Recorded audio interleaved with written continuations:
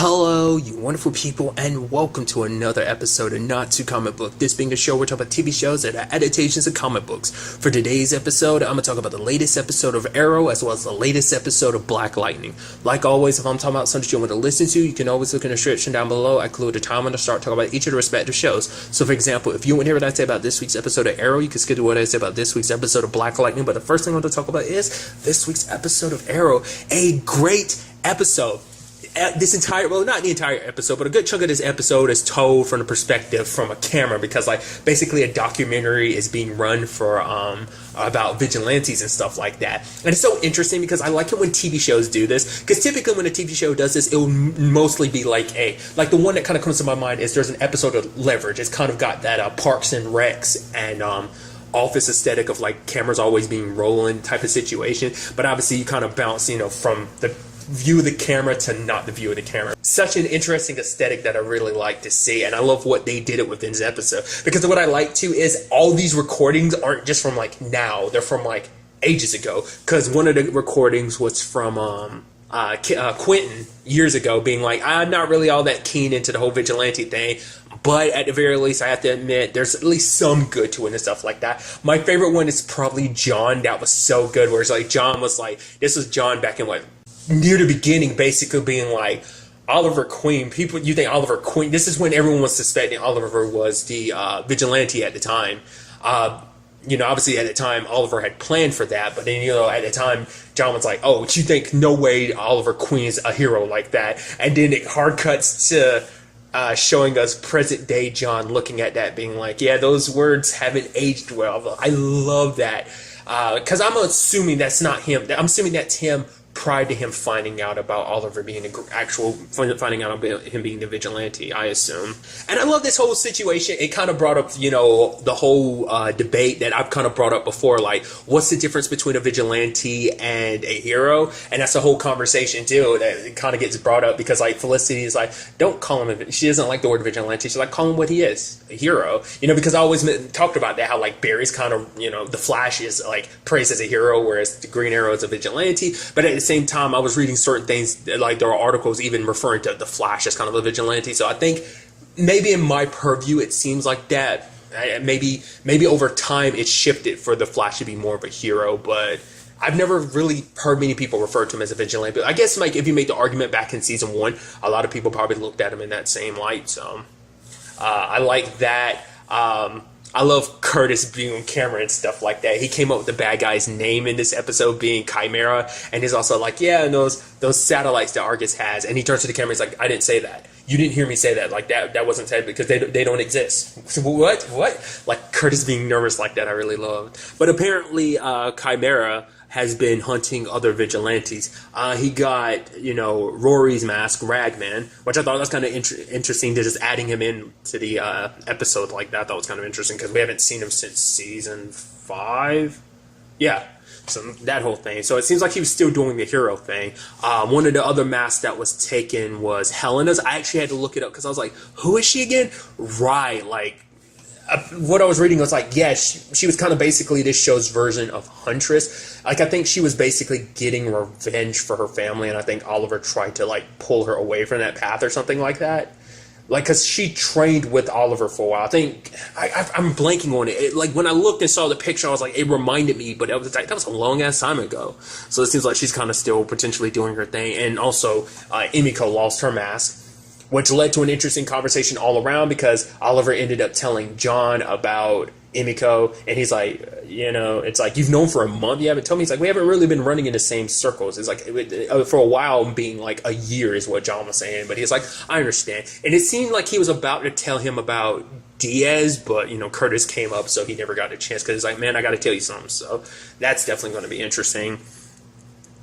I also love the fact that even Diaz got interviewed. That was kind of interesting. You got all these like heroes and stuff getting interviewed, and then you get Diaz interviewed. He's like, oh, these vigilantes want to act like they're above, that they're working with the law. It's like, no, you're breaking it. And I think for him, at the very least, he's like, you learn one thing in this world, and that's the only person you can look out for is yourself. And it's like, it's just so interesting for you to be Yeah, I guess because for him, I think, he looks at the whole vigilante situation as hypocrisy, because it's like, oh, you're fighting for the law, when in actuality, you're breaking it. So, but it's just so interesting that you, as a bad guy, has the audacity to kind of get on your high horse about it. It's just what I find funny. There was also an interesting conversation between John and Oliver, in a sense of like, oh yeah, like, learning, Oliver explaining more things about, Emiko, who she is, like her name, as well as his like, it's like, oh yeah, like my dad, kind of tossed her and her mom aside, and also my mom didn't help the situation either. But then, like, Diggle's like, oh, it must mean something. She must have some respect for it because she's running around in a Green Arrow suit. He's like, in all honesty, I don't know what that's about. And even I'm like, right, she hasn't explained why she did that. Like, because she's picked up this moniker and everything after Oliver was away. So I guess, because I'm sure for her, it's like she had this thought of like, she had a thought of like, oh, who, Oliver Queen was, because he's a queen, but also find out he's the vigilante, that he's Green Arrow. That must have shifted her perspective. Like, she must have had respect for Green Arrow, but then no, it probably led her a little conflicted, because it's like, wait, my half brother is in the Green Arrow, so that might be what that is. It might be more of a respect thing for the symbolism of what Green Arrow represents, not necessarily who was under the hood. And that might be why she chose that too, because like Oliver made a point when he first became Green Arrow to be the symbol of Star City. So I think that might be what they're kind of leaning into. Maybe that's my thought, but maybe there's more to it. I also love the fact is they also, they interviewed Renee, Dinah, Curtis. I love Dinah's part being like, no, can we take that out? Let's go back for that part. But I love Barry being like, Oliver, he's a very damaged person. And he's like, I actually didn't mean, I hope he doesn't mind me saying that. He's like, no, I didn't mean it like that. But the fact of the matter is, it's like, Oliver's going through a lot of darkness, but he's trying to make sure that no one else has to experience the same darkness as him. And they're like, oh, he's like, what? I found out Oliver's identity when he got arrested. It's like, yeah, some people, you just don't know some people, which is funny on many different levels. One, that last statement, considering the fact that you're the Flash, you're just laughing about, so nervous about it. But also the fact of the matter is, it's like, oh, you haven't known. It's like, you literally made his mask back in season 2, which I think is just like what makes that the funniest thing ever. Wasn't that season 2? That might have been season 1. I might be confusing that with. No, I feel like it was season 2.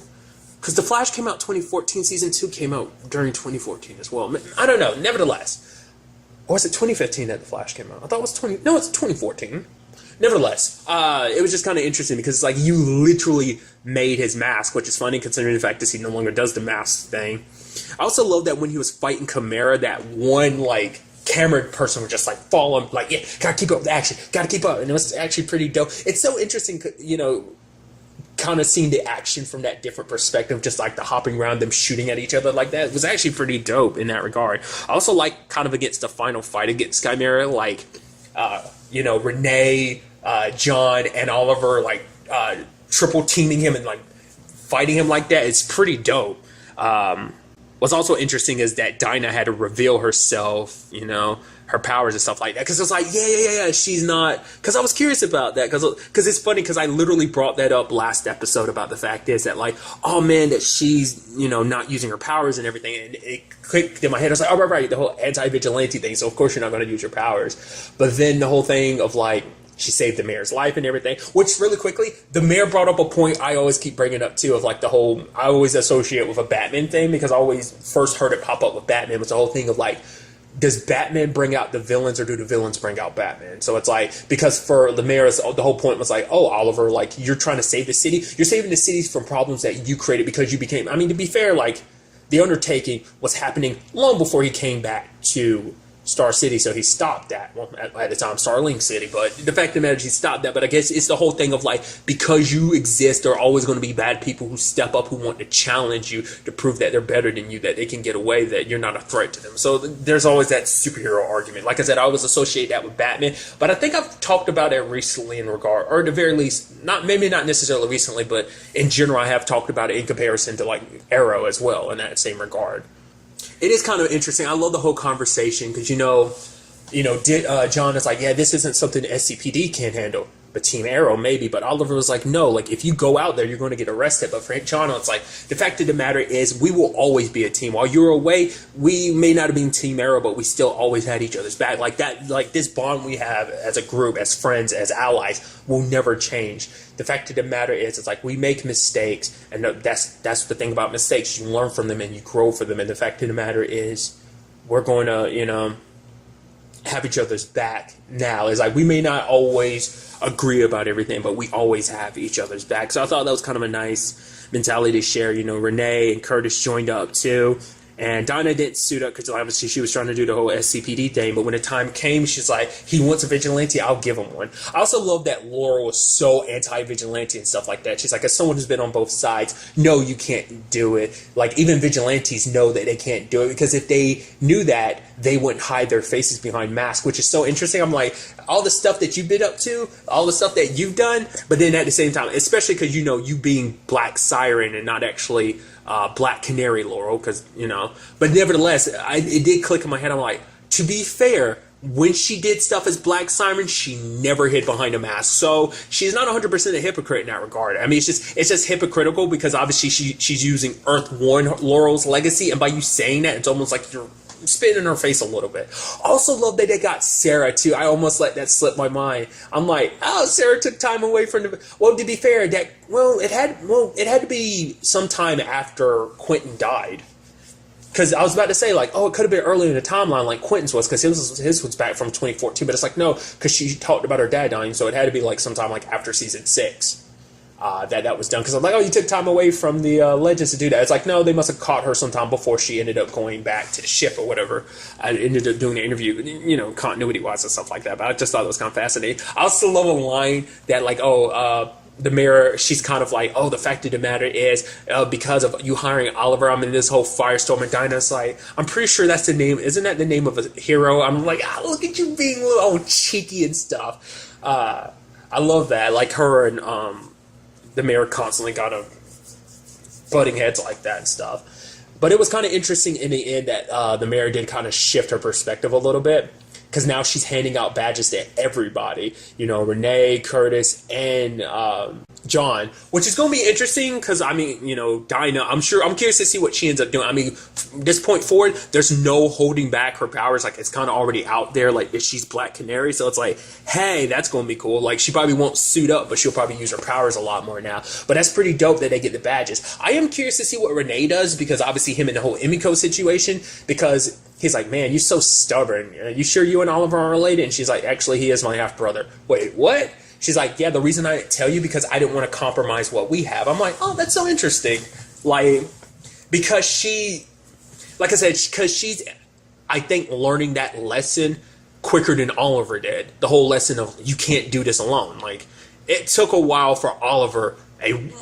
for Oliver to fully embrace that. I mean, even he still kind of struggles with that to this point in day, but now he's gotten a lot better at it. I almost can't forget too, like, full Team Arrow was back in full force, because he had Felicity taking over position as Overwatch, back in the house. I mean, not back in the house. I mean, I'm at Argus. It's like, we got you, Overwatch. But the fact of the matter is, Renee's like, yo, Oliver's got his situation. The fact of the matter is, we got ours, right? And she's like, yeah. I think, Renee's the first person she's probably like confided in and trusted in such a long time. The fact of the matter is, she's the one that told him that. Like, I think that speaks volumes, because it's not something she shares with anybody. So the fact is that, I mean, it's kind of interesting, because now everybody knows. Granted, William doesn't know yet. It's going to be interesting when he finds out about his half-aunt, which that's an interesting thing in its own. All right, William is back. He's acting a little pissy. He's like, oh, there's this virus that's on my tablet. It's because, Felicity did the whole thing of, like, she wanted to make sure if anyone connected to the Wi-Fi, there'd automatically be like a Trojan attached, just, obviously taking up precautions and stuff like that. But William was getting very pissy with her and stuff like that. So it's like, why is that? For him, he's not letting on what's bugging him the most, but for him, it's just, I guess for him, it's like, he left, and I think it's also the aspect of, because it probably makes him almost feel like I didn't matter, because, like, I was the only one there at school during Christmas. Everyone else had gotten to come home, and then when I come back, Dad's shooting a movie, a documentary, and stuff like that. It's almost like you didn't want me. Like, for one, you sent me away in the first place, and you didn't bring me back. Essentially, especially for Felicity, she wasn't in the right mind space at the time, like her being so dead set on going after Diaz. I'm sure that's one of the reasons. I'm sure she's reluctant to kind of talk about that, but like the length she was going to go after Diaz, I'm sure she wouldn't want William around to see her like that, you know? So it doesn't make it any easier, but it is to protect the person you care about. So it's actually kind of interesting because apparently him and Zoe have been talking about it. I have to go back because like I didn't realize like him and like even in future talks, I don't remember the conversations. Like even the conversations is kind of like, oh yeah, we know each other because of our parents. It seems like no, like when they were younger, him and Zoe were tight. Apparently, like Felicia set up a communication like thing so that they could talk back and forth with different things. Like, well, why didn't I know about it? She's like, Dad, it's just texting. It's like, okay. It's like, why didn't you tell me that you and William are? She's like, what, friends? And he's like, yeah, He's like, so I'll give you out the living room and I'll be in the other room. What was it, like polishing my gun, kind of getting all like fatherly like that. I thought was kind of adorable. But it seems like Zoe might, because they even make the thing of like, oh yeah, like, because Zoe's like, when, Dinah and Renee argue so much, it's like, promise me we'll never be like that. And he's like, sure. So it's like, I don't know, like, I don't remember it really being a thing that they really focus on, like the whole Zoe and William situation. Nevertheless, it's definitely going to be interesting to kind of dive more into that potentially. Like, maybe we'll find out, like, I don't remember her treating him with any animosity, but maybe it's like, or even treating him better than anyone else or anything like that. Maybe it was there and I didn't pick up on it, but it's like, yeah, it seems like she's the only person he kind of confides into. I mean, granted, everything that's bothering him, he didn't explain to her, but still.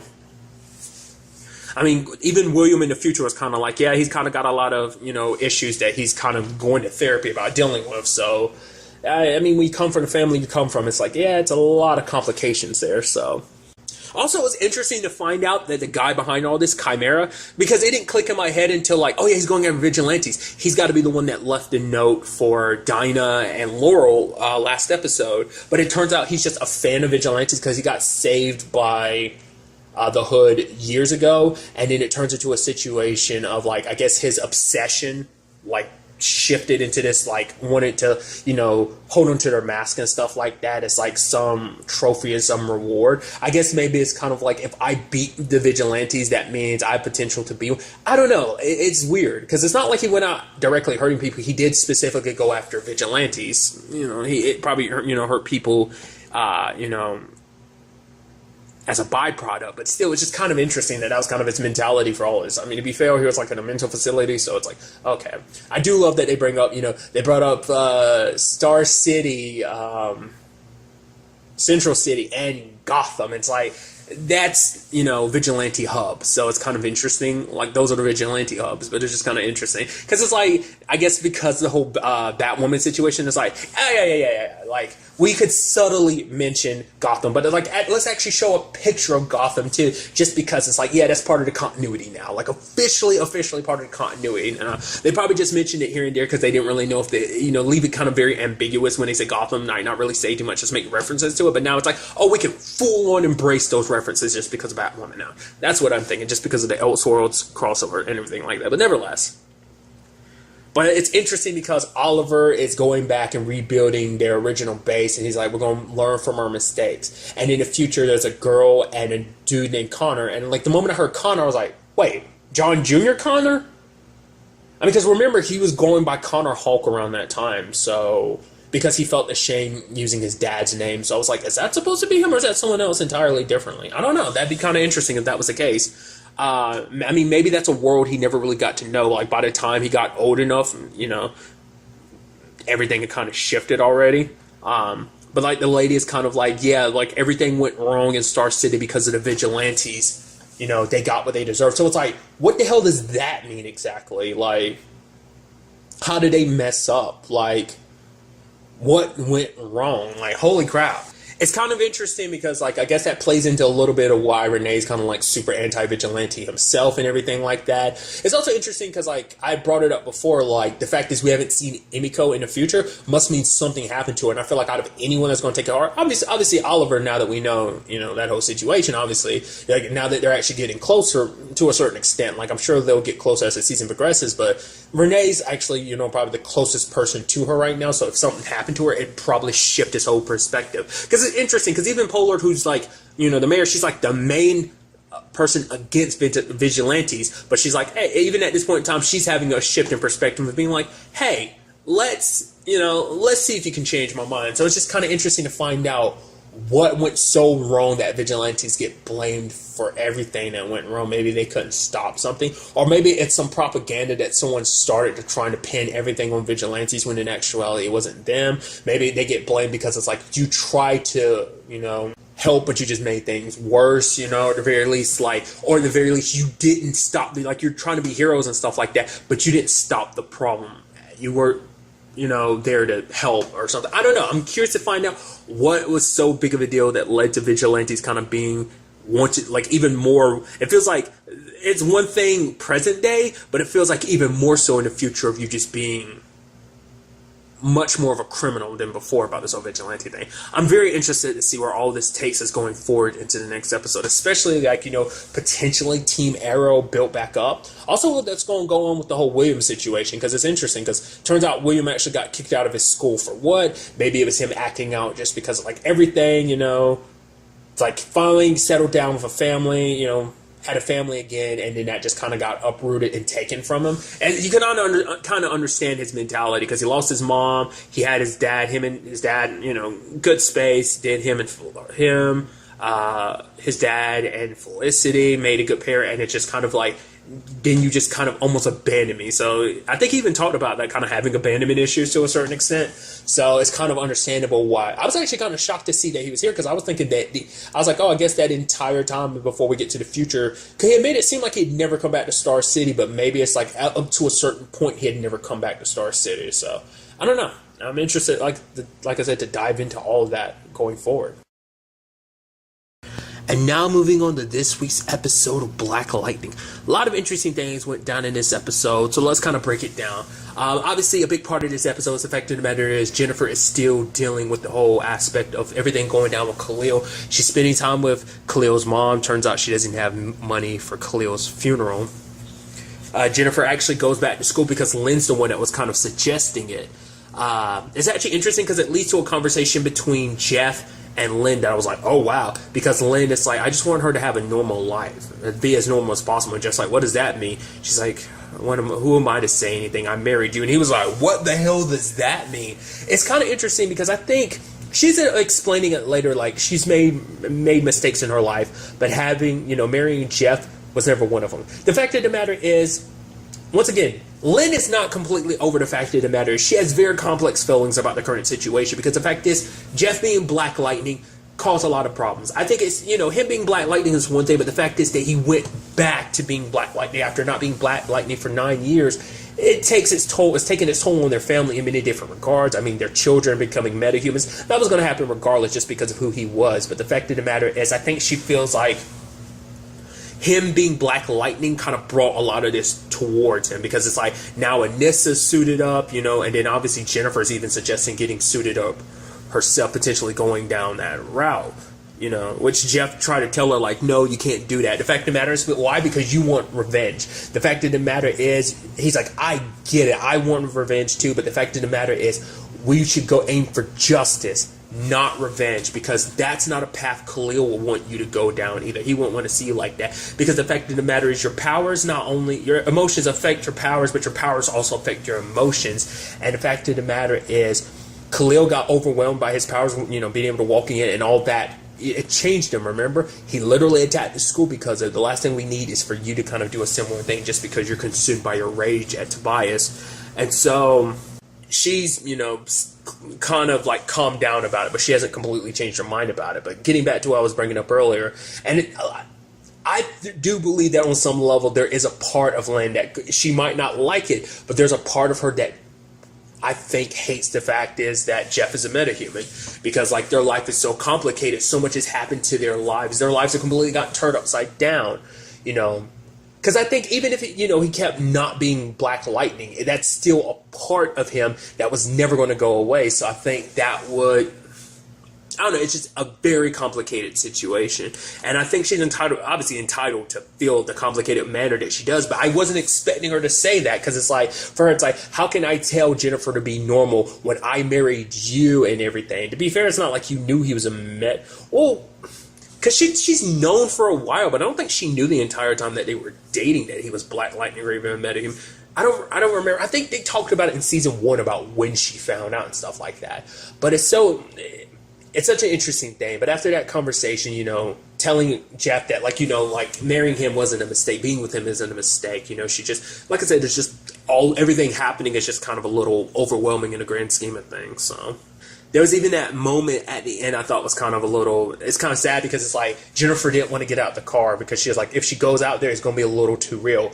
It's going to make it all real. But in, Jeff's case, it's like, the fact of the matter is, we're Pierce. We say yes, no matter how much pain is out there in the world. Why? Because we do this. We say yes, and especially in this particular case, for the people that we loved and the people we lost. We do this for them, to remember them, as well as we do this for ourselves. And so he got Jennifer to go out of the car and, go there to, Khalil's casket. So there is this whole situation of her being dead set in her mind of like, no, I'm going to put Tobias in the ground where he belongs, where you are. And Odell is watching her, because obviously the question was like, okay, so Odell's definitely watching Lynn. Is he watching the entire family? It seems like he is. But the thing is he watching just because it's Lynn's family? Because he still knows Lynn's keeping a secret. But the question is, what does he know? What does he suspect? And I'm curious to see what that is. Well, because he might know more than he's letting on, because they have been following them. Who's to say that ASA wasn't following Jennifer and Khalil secretly while they're away? So maybe he knows about Jennifer's ability. So maybe he knows about Anissa and Jeff by proxy, potentially, Or at the very least, it's showing the fact is that he's taking an interest in, the Pierce family, and he's, keeping an even closer eye on everyone. Maybe it's just because of who Khalil was, and the fact is Jennifer is kind of a person of interest just because she was close to him. It's hard to say where that kind of goes. And since we are talking about that, we'll kind of shift that over into the whole situation of, the people from Markovia are coming after Lynn. They even shot Anissa.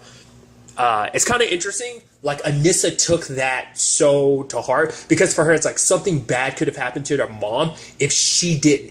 It's like, I'm supposed to be the superhero. I have these powers, these abilities. Something terrible could have happened to mom, but I wasn't on top of my game. It's like, I'm never going to let that happen again. It was just kind of interesting, because I think it wasn't just, I think it was a shot at her pride, sure, but at the same time, it's like, no. This is my thing. This is what I do. I kick butt. I save the day. And it's like, mom could have been hurt, and I'm the one with the powers, and I almost let it happen, is kind of what she thought about. Because when she got shot, it didn't pierce her skin, because she instinctively kind of armored up, hardened her skin so the bullet wouldn't pierce, but it did enough. It did hit enough, it was fast enough to the point and that it didn't, that she still kind of got the wind knocked out of her to the point even she got wounded from the back. But I was thinking maybe it's a special bullet or something like that. But it's like, no, they didn't realize Anissa was a meta, so. But it's interesting because it turns out the reason they're after Lynn is connected to the whole Jace situation, because she had brought it up last episode about how she went to Markovia to kind of help them with their own metahuman program, and it seems like they're kind of kicking that back up, and they knew about Lynn. The question is, well, I guess because Lynn's been on TV about the pod kids and stuff like that, they don't know about Jace. They know she's locked up, so she's a lot harder to get to, but Lynn, she lives a normal life. All they had to do was probably watch and make sure. Turns out the ASA has been watching her for a while, so they knew something was coming, but it's not like they warned her about what's coming. I mean, to be fair, they were watching her family for different reasons, I'm sure, but it was most likely it just happened and they're attacking you. Because I was wondering about that, because the ASA is even disposing of the bodies like that, interestingly enough. So, but this is all interesting because Jace and Lynn are going to be in that situation where they're transporting the remaining pod kids to a different location, and obviously Odell is not telling her everything, that those attacks are related and stuff like that. Now Lynn has to subsequently work with Jace again, which is interesting because Tobias wants her. He was initially going to kill her because she was a loose end, but she might be the only one that can release the other pod kids from the medic center, which is interesting considering the fact is, even Todd's like, are you sure these guys were serial killers? I mean, these guys were killers. They were the worst of the worst before they became metahumans. So that's definitely going to be interesting because Jace is going to get kidnapped. I'm assuming, well, because I was thinking, because I assumed it's like, oh, you're going to take Jace, but it's like he never said that. I'm assuming he's going to, especially under these circumstances. But that might mean that Lynn ends up getting kidnapped too. If they decide to go down that route, it might just be a thing of Tobias waits to reach out to her. I'd assume he's going to try and grab her potentially. We'll see how that ends up playing out though. But I'm wondering, will Tobias be able to keep these people under control? They seem like they're going to kind of do whatever they want to, not unless he puts some provisions, some contingencies, up ahead of time, like making it so you kind of serve me or you're dead or something like that. I don't know. I'm very curious to find out who these pod people are and what their whole deal is. I'm still wondering, is Grace related that in some shape or form? Because obviously, there's kind of an interesting thing. I like the fact is that when Grace was reading comic books, it's like, oh yeah, there's a Black Lightning and a Thunder comic book, and Anissa's like, wait, what? She's like, no way, she's tripping out. She's like, dude, I'm a comic book, that's so cool. It's such a meta joke too, considering, which that in itself is a meta joke, but it's just kind of like, oh yeah, like, the show is based on a comic book, which the comic book's entity. It's just kind of like the same thing about the Flash, because Barry was tripping, oh, the Flash Museum, it's like, oh, there's bobbleheads, there's comic books, there's all this Flash merch, because there's even toys of like Green Arrow and stuff like that, because we've seen that in, what was that, probably like season 4 of Arrow, because it turns out like William's favorite hero at the time was like the Flash, because he had like Green Arrow toy and the Flash, I think. But nevertheless, that's kind of interesting. But the thing, a really interesting thing that ended up coming about was like, obviously like Anissa kind of going like, oh yeah, I really don't, I'd love to get to know you. And Grace is kind of like, it's kind of interesting you talk about like, oh, like I'm like almost like I'm a well-kept secret or something, when in actuality you're the one that kind of runs off all the time without really explaining things. The moment that came up, I was like, oh, is this going to be a point where Anissa tells her the truth or something like that? No, but it was just Anissa being like, no, I'm not trying to like, say anything like that. I think for her, it's like after this whole thing with Jennifer and Khalil, it made her kind of look at, things of being like, no, I need to, take notice of the things that are in my life, and, Grace being important to her and everything. And it's interesting because Grace ended up pointing out the fact is, she's like, something changes within. I can't control myself when I'm around you. Now, part of me wonders is like, which level is that? Is it because it takes all that she is to kind of keep whatever her situation, I'm assuming it's a meta situation, under control, that, when she's around Anissa, she kind of lets her guard down, her concentration down, and so it's hard that way? Or is it something, is it just like, maybe her heart rate gets higher and it kind of kicks in her abilities or whatever they start trying to activate? Or maybe it's just Anissa being a metahuman, like on some level her meta abilities are tapping into Grace's in some shape or form? I don't know.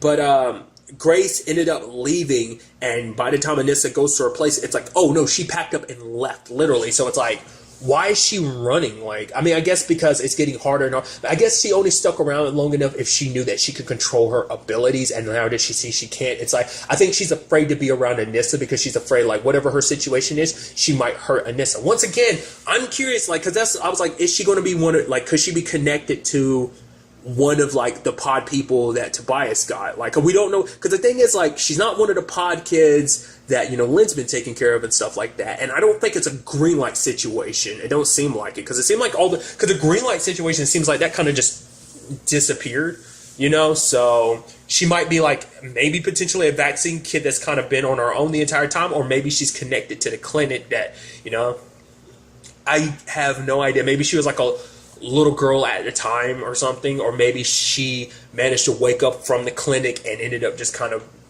just trying to live her life. I have no idea what her whole situation is. Sure, maybe she has connection to the ASA as well, to the sense of like she's trying to hide from them potentially.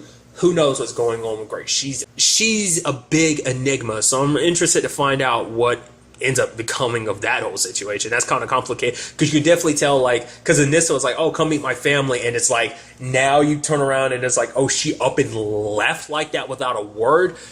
That's saying a lot. That's got to be a little crushing, especially because it means that, because Anissa was trying to take things more seriously with her too, so there's that. It's also interesting too, because we end up learning that Blackbird is Anissa's name when she's in her hood and everything, because she ends up finding this woman who came to the the clinic, and she was beating up, her name's Monique.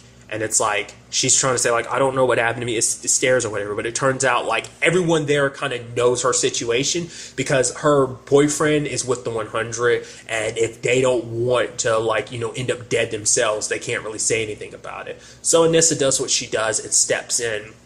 That scene was actually pretty sick, especially when she was in the hallway and, like, you know, fighting all those dudes off like that. I liked, especially like the way it was kind of shot, like the camera didn't cut away from it too much. I thought that was kind of pretty neat. But it kind of played into the whole aspect of Anissa kind of being a little reckless to the point, like, they kind of caught her off guard. I never talked about it before, even in season 1, but it is kind of interesting that her ability isn't like a permanent, like, oh, I'm free to kind of, you know, be invulnerable. It's like, no, it has its limitations. As long as she's holding her breath, she won't have, like, you know, access to her abilities fully. Whereas Jeff has a lot more easy control because, like, he went against all those Markovians and that got all those guns again. He just puts up an electric shield and then just, like, expands it and knocks them all back. It's like, and that's so unfair. So it's just kind of funny, like, you know, just a comparison between the two. But you know, Anissa ended up paying for Khalil's funeral, but also, like, you know, Gambi ended up finding her, and she's like, and she kind of recognizes how reckless she's being because she's like, I'm literally doing the same thing Dad told me not to do. And Gambi's like, I understand that you're trying to do good and everything, but the fact of the matter is, you got to also think about the bad that would come about this, like what it would do to your family if you pass away. But also, like, the fact is you're so young. The fact of the matter is, you've got, you know, you could lose your life before you even get a chance to fully build it. So it's like, basically, do good, sure, but don't take extra risk that you don't have to take. So I thought that was kind of an interesting element to that regard. So maybe, you know, because it did seem like we saw bits and pieces of it where, like, Anissa as Thunder was kind of like getting caught up and obviously going, like, handling things on her own like that. We probably won't see her going the whole Blackbird situation. Potentially, we'll see. It's actually kind of nice, too, because that does end up having a nice ending because, like, Monique decided to get away because of all that. And obviously, that dude kind of gets payback, too, because it's like, oh, yeah, that's his first of 3 surgeries. And by the time he gets back out, Monique will be gone. She's already moving out. She's getting help and everything. So it all kind of works out in the end. So that's the silver lining to it. So, you know, kind of solidifying. I don't know. Maybe it might set it up in Anissa's mind of like, hey, I might as well keep doing what I'm doing because it's doing good. But at the very least, hopefully she learns from this and grows from it to be like, yeah, I need to be a lot more careful about things. Like, listen to Dad's advice, you know, so. It's kind of interesting because she literally had that whole conversation with Lynn earlier about, like, how Lynn and Jeff don't know what's right for her and Jennifer. They think they do, but sometimes we know what's best for us. And so it's like, it's kind of interesting that it seems like it's on the other foot, you know, at the other end of things, where it's kind of like, yeah, in this particular case, Jeff knew more than you. He knew what was best for you, and you kind of didn't listen. That's how I interpret that. So another interesting thing about this episode was the whole, like, Khalil situation. Obviously, Jennifer's first day back at school, a lot of people embracing her, and she also sees there's a memorial for Khalil, but the principals haven't taken it down, and, you know, Jennifer stands up for it. You know, there's even videos being recorded of the situation where she's like, the fact of the matter is, you're racist. The fact of the matter is, you didn't really like Khalil much. You don't like Khalil much. The fact of the matter is, you don't like any of us much, turning it into a race issue. And he's like, oh, that's it. Turn the whole thing into a race thing, you know, in an argument. The fact of the matter is, Khalil was with a gang and he attacked his very school. So there's that side of things where it's like, but it's like also separating someone's past actions from who they were. Because even Jennifer was like, literally any of us here is one break away from being in his situation. Because if we got paralyzed, how many of us would do anything to walk again, you know? So, but, you know, Jennifer wouldn't bow down to what he was saying. And so she ended up kind of getting suspended or whatever. And when Jeff walks by, the principal's like, oh, so could you tell them to get their butts up and get back to class? And everyone puts up their fist. And Jeff's like, well, that sounds like a, you know, principal issue. Puts up his fist and turns around and walks away. It's kind of like, yeah, part of me's like, yeah, middle fingers for taking a job. But at the same time, it led to an interesting conversation later on because he's like, basically the principal dude is kind of like, the fact of the matter is you want to assume, like, I don't understand pain or hardship, or I've kind of had an easy life. Because why? Because I'm white.